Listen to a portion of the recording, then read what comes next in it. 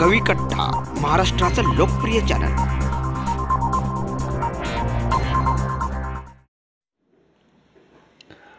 नमस्कार मित्रांनो, मी वीरभद्र मिरेवाड। कोरोना काळात मुलांसाठी कविता या उपक्रमाचा आजचा आपला खास भाग।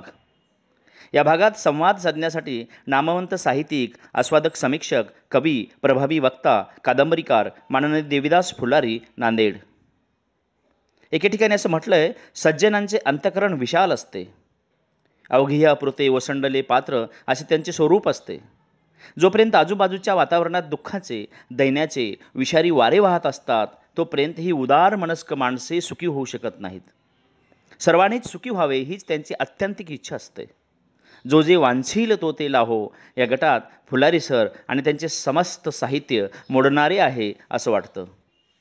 पाचार्यांचे चाक, अक्षरनारायणी, वेदांच्या प्रदेशात, कविता क्रांतीच्या, राधा, दुधावरची साय, देश जोडण्याचा खेळ, वसंत डोह, फुलपाखराचा गाव, अपंगाचे शिक्षण, आपला टेलिफोन, वादळवेल, अनुगामी ही त्यांची ग्रंथ संपदा आहे।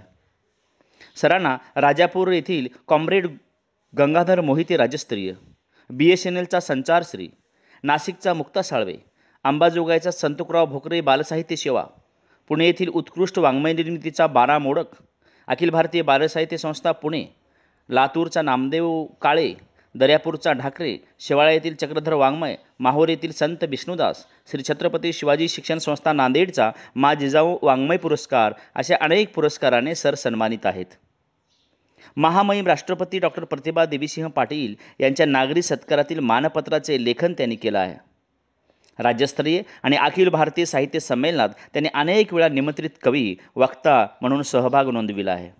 पुणे येथील दुसऱ्या अखिल भारतीय कुणबी साहित्य संमेलनाचे अध्यक्ष, वर्ताळा तालुका मुखेड येथील ग्रामीण साहित्य संमेलनाचे उद्घाटक, मानवत येथील बालकुमार साहित्य संमेलनाचे अध्यक्ष, करकाळा येथे संपन्न झालेल्या लोकसंवाद साहित्य संमेलनाचे अध्यक्ष, हिंगोली येथे संपन्न झालेल्या 6व्या राज्यस्तरीय चक्रधर स्वामी साहित्य संमेलनाचे ते अध्यक्ष होते।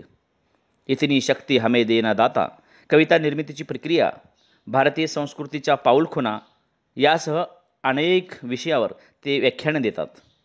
कुठे आहे आज गाव माझा सांगा, कौरवाच्या रांगा कानाघरी, किंवा ज्ञाना तुकाच्या घरात देते हुंदके मराठी, झोपलेला सारा गाव आणि बंद झाली ताटी, अशी अजरामर कविता त्यांनी लिहिली आहे।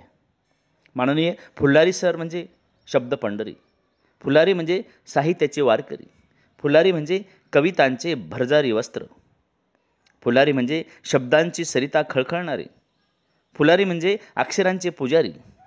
सरांना मी विनंती करतो की आपण आमच्या उपक्रमाला शुभेच्छा द्याव्यात। नमस्कार, मी देविदास फुलारी। कोरोना काळात मुलांसाठी कविता हा उपक्रम हाती घेऊन आमचे कवी मित्र वीरभद्र मिरेवाड मागील 1 महिन्यापासून दररोज हा कार्यक्रम सादर करत आहेत। केवळ बाल साहित्यामध्ये ज्यांनी आपलं लक्षणीय योगदान दिलं ते कवी माधव चुकेवाड यांच्या सादरीकरणापासून ह्या कार्यक्रमाची नांदी झाली, तर उद्या डॉक्टर संगीता बर्वे हे या उपक्रमाची सांगता करणार आहेत। बाल साहित्य हे विश्व साहित्य आहे, बाल वाङ्मय हे वैश्विक वाङ्मय असं आहे असं आपण म्हणतो, पण त्या अर्थाने मराठीमध्ये अजूनही बाल वाङ्मय हे समर्थ झालं नाही। त्याला कारणंही अनेक आहेत। हे वाङ्मय प्राचीन आहे। जेव्हा मुद्रणकलेचा शोध लागला त्याच्या पूर्वी पण हे वाङ्मय होतं, पण आजी गोष्टी सांगायची, गाणं म्हणून दाखवायची, नातवंड ऐकायची, मग आजी सांगायची, एक होता राजा, त्याला होत्या 2 राण्या, एक होती आवडती, एक दुसरी होती नावडती, मग साठा सापळ संपूर्ण ही कथा व्हायची। नंतर मुद्रणकलेचा शोध लागला आणि मुद्रणकलेचा शोध लागल्यावर खऱ्या अर्थानं बाल साहित्य मराठीमध्ये समृद्ध होऊ लागलं। तंजावरचे राजे सरफोजी यांच्या दरबारामध्ये सरस्वती पंडित नावाचा एक विद्वान माणूस होता। त्याने ईसाप नीतीचा पहिल्यांदा मराठीमध्ये अनुवाद केला आणि तिथून हा उपक्रम सुरू झाला। मला आश्चर्य वाटतं की अजूनही प्रौढ साहित्य लिहिणारे लेखक बालसाहित्याकडे वळले नाहीत, किंबहुना बालसाहित्य लिहिणं म्हणजे काहीतरी कमीपणाचा आहे असा त्यांचा जो गैरसमज झाला आहे तो चुकीचा आहे। खरं म्हणजे कवितेचं नोबेल ज्यांना मिळालं ते रवींद्रनाथ टागोर असोत किंवा ज्ञानपीठ मिळणारे विंदा करंदीकर असोत. विंदा करंदीकरांच्या कविता आपण जेव्हा वाचतो त्याने विपुल लेखन केले बालसाहित्यामध्ये.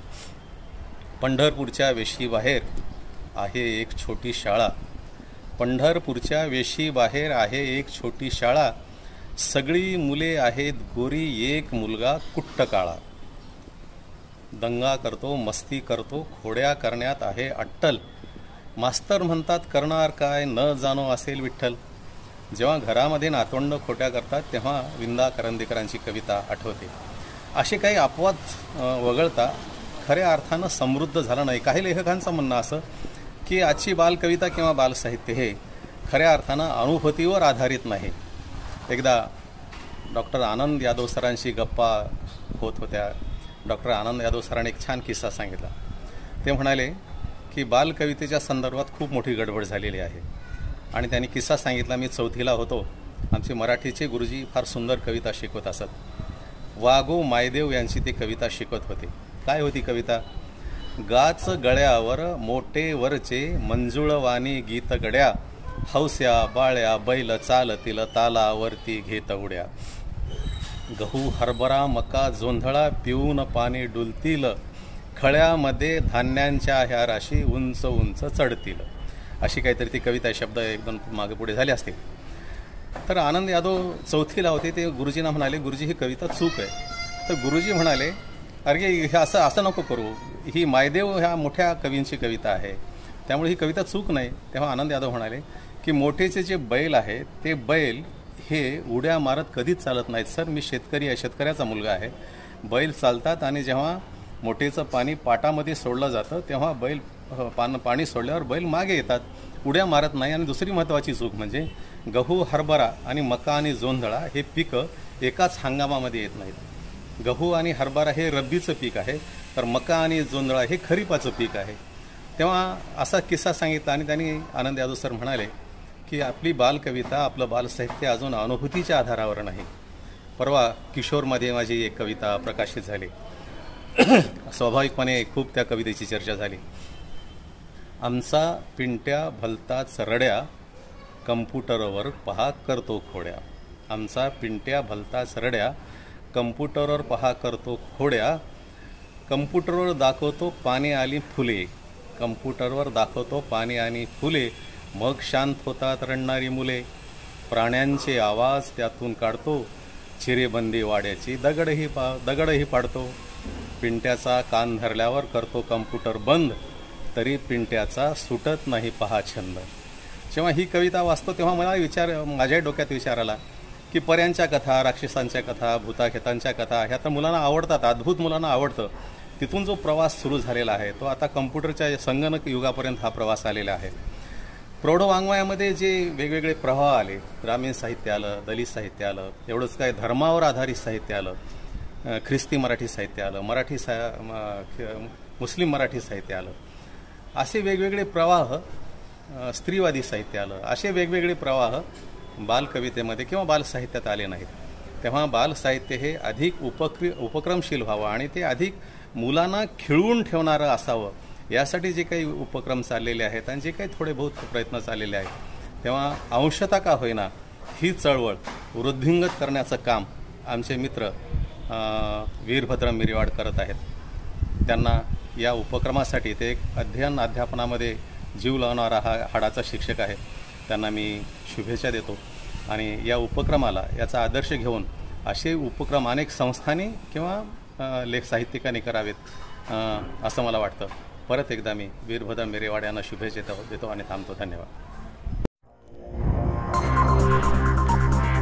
कवी कट्टा, महाराष्ट्राचं लोकप्रिय चॅनल.